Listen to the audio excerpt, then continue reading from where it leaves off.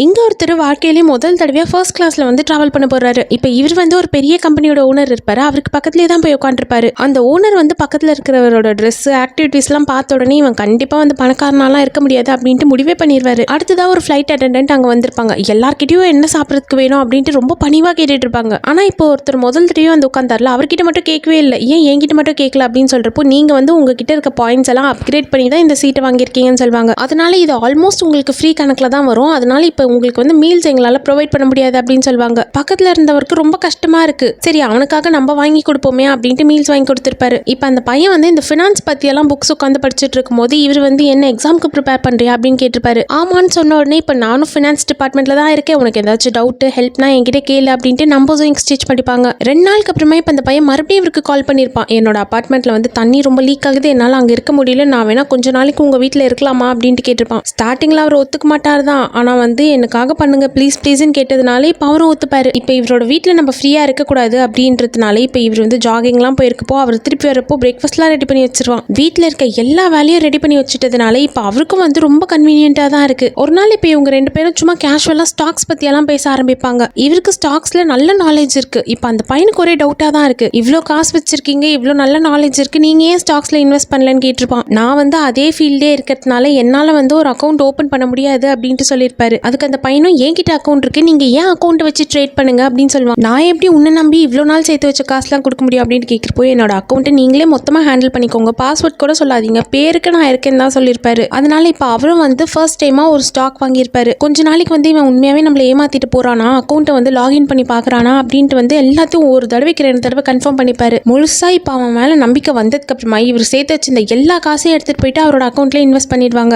ஒரு நாள் இப்போ இவர் காலையில எந்திரிச்சு வந்து பார்த்தா டேபிள் மேல பிரேக்ஃபாஸ்ட் இருக்கு, ஆனா ஆளை காணோம். அந்த மாதிரி அந்த பையன் வச்சிருந்த எந்த திங்ஸ்மே அதுல இல்ல. ஒரு பேப்பர்ல என்ன தேடாதீங்க அப்படின்ட்டு மட்டும் எழுதி வச்சிருக்கு. இப்போ ட்ரேடிங் அக்கௌண்ட்குள்ள லாகின் பண்ணி பார்த்தா எதுவுமே வந்து உள்ளே போக மாட்டேங்குது, பாஸ்வேர்ட்லாம் மாத்தியாச்சு. இவ்வளோ பெரிய புத்திசாலியா இருந்து கடைசியில வந்து சாதா ஒரு ஆள் கிட்ட வந்து ஏமாந்துட்டு மொத்த காசையும் விட்டுட்டு இருக்காரு.